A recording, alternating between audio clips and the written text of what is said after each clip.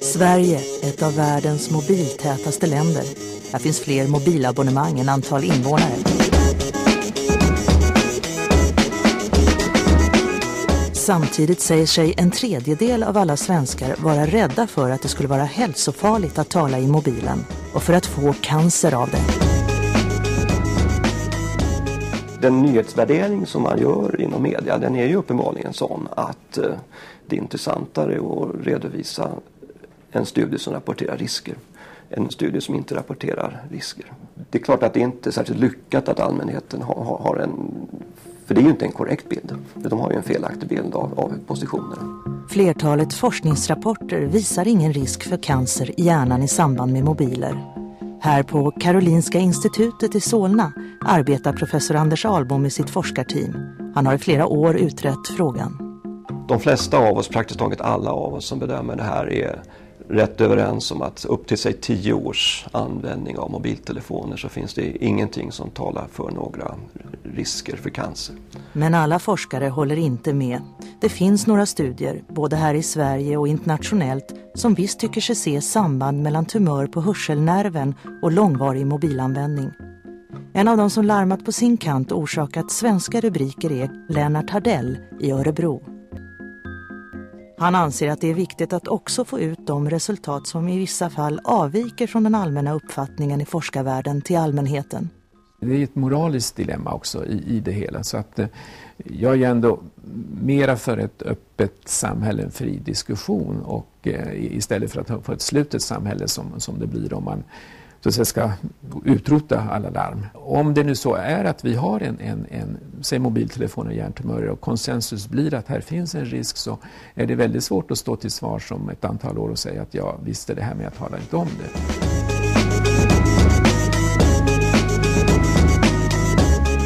För snart 10 år sedan gick startskottet för den största studien av sambandet mellan cancer och mobilanvändning någonsin, Interphone, som en gång för alla skulle slå fast om man får cancer eller inte.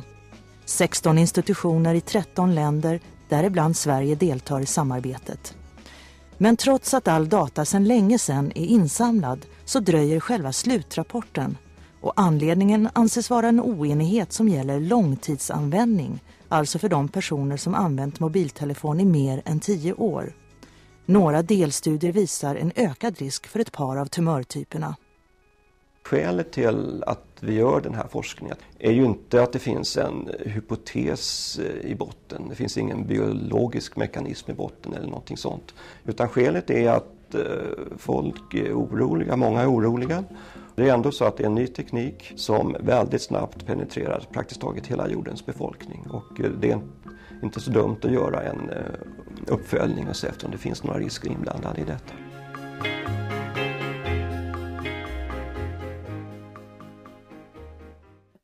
Lena Hillert, du är docent här på Karolinska institutet. Hur kommer det sig att det här är så svårt att få fram konkreta resultat huruvida det är skadligt eller inte? Och prata i mobilen helt enkelt.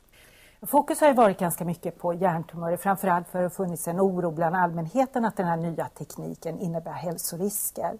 Och det tar lång tid att utveckla tumörer. Så när vi måste titta på de fall vi har idag för att se om de har haft en ökad risk för att de har använt mobiltelefon, då måste vi förlita oss på att de kommer ihåg hur de har använt mobiltelefon för 10 år sedan. Hur mycket de använder den, vid vilken sida av huvudet de använder det. Dessutom är det, när vi går bakåt i tiden, få personer som har använt mobiltelefon så länge så att vi verkligen kan säga att de är högexponerade. Och det gör också att det är svårare att få fram säkra resultat. Men att det är just cancer man har fokuserat på kring mycket av den här forskningen, är det som du säger för att allmänheten har varit oroliga, eller kan man verkligen påvisa ett samband mellan just hjärntumörer och mobiltelefoni? Det är framförallt allmänhetens oro som har drivit forskningen. Det har inte varit något genombrott att vi känner till några säkra andra effekter än den uppvärmning vi vet att radiofrekventa fält har. Men finns det några andra skador också som man kan se att det här kan finnas möjligtvis ett samband, andra sjukdomar? Vi har inga indikationer, men det finns ju oro, bland annat för akuta effekter som att man får huvudvärk, yrsel, koncentrationssvårigheter. Men det har vi inte kunnat bekräfta när vi har gjort studier när vi har tittat på akuta effekter. Men då tittar man mer direkt, att man undersöker personer och mäter till exempel blodtryck, hjärtfrekvens, EEG under sömn, under exponering och efteråt direkt. If you own a mobile phone, you must see this. For years, the experts have been arguing over them. Some say they're perfectly safe. Others claim they fry your brains.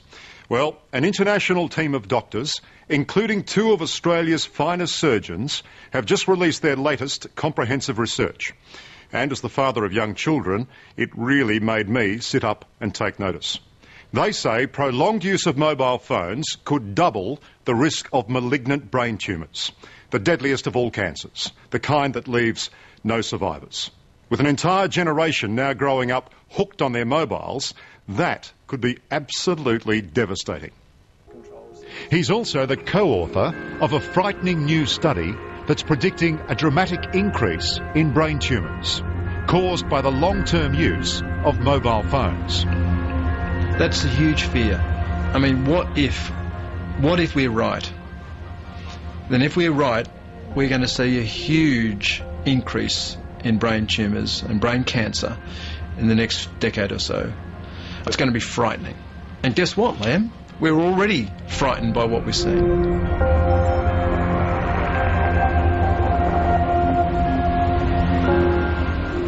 Most of us are pretty wary of these things, and with good reason. Microwave ovens use electromagnetic radiation to cook your food. Now, it's exactly the same energy on exactly the same wavelength as the stuff that's being pumped out of your mobile phone. Admittedly, microwaves are a lot more powerful, but you wouldn't consider for a moment holding your ear up to one of these for hours at a time, day after day. Yet that's precisely what most of us are doing with our mobiles. Long-term use of mobile phones is associated with a doubling of the risk of being diagnosed with certain brain tumours. You're saying that if you use a mobile phone over an extended period, Right, over 10 years. You double your risk of developing a brain tumour. That's what the data that we've analysed, that's what it shows. Vinnie Corana, hello. Canberra neurosurgeon Dr. Vinnie Corana worked with Charlie Teo and 3 other leading scientists to produce this latest report. And he believes mobile phones could be the biggest public health issue since tobacco. Were you surprised at the size of the result? I actually think it may be a conservative estimate. You think doubling the risk is conservative? Yes.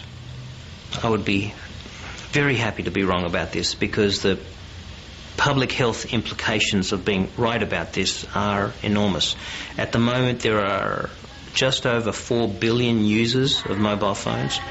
There are people as young as 3 using them. Happy birthday! And that's where the biggest threat lies, with our kids. Today, being presented with your first mobile is an essential passport to life. Our kids inhabit a wireless world, and it's nothing for them to spend hours each day chatting on the phone. On the average, I use it about 4 hours a day. I normally have long conversations at night with people. I don't know, I use my phone a lot. I've got to probably say about at least 4 hours as well. Yeah. This is the way we've been brought up to communicate with our mobile phones, and it's just the easiest because they're portable, we can take them anywhere. So it's just the easiest way to communicate with our friends.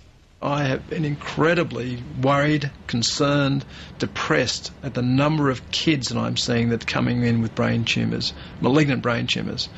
Just in the last 3 or 4 weeks, I've seen probably half a dozen kids with tumours that really should have been benign, and they've all been nasty, malignant brain tumours. We are doing something terribly wrong. Det här är ju forskning som bedrivs över hela världen. Skulle man kunna säga, Lena, att kan man sammanfatta på något sätt att så här ser det ut, det här är mest sannolikt att det kommer, om x antal år kommer resultaten att komma, och 2020 då vet vi exakt vad det har för effekt på människokroppen. Är det möjligt? Man ska väl hoppas, men jag menar, vi kan aldrig bevisa att en effekt inte finns, utan det vi kan göra är att fortsätta göra studier och se om vi observerar negativa hälsoeffekter. Och vi kommer absolut ha säkrare data. Om vi har det slutgiltiga svaret, det kan jag inte utsäga säkert.